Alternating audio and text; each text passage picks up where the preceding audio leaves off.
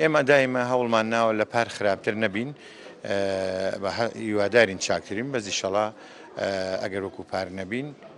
خراپتر نابین. تقریبا 2/3 توانای بەرهەمێنانی ئاوی لە دەستداوە سەرچناری لەم کاتەدا جاران لە حدودی 100 بۆ 150 هزار مەتر سێجا لە شەو ڕۆژەکە ئێستا کەمتر لە 50 هزار مەتر سێجا ئەتوانی ئاوی لێ هەڵەنجین چکەیتر ترومپاکان توانایانە لەوە زیاتر ئەبێتەوەی کێشە بۆیان.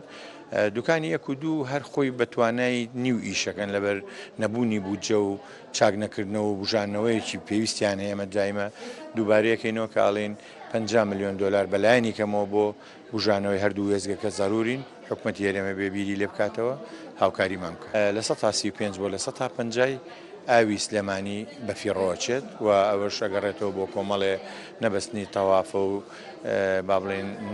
هاوبەشی نایاسایی و شتنی بەردەرگا و شکانی بۆریەکان هەنێ جار و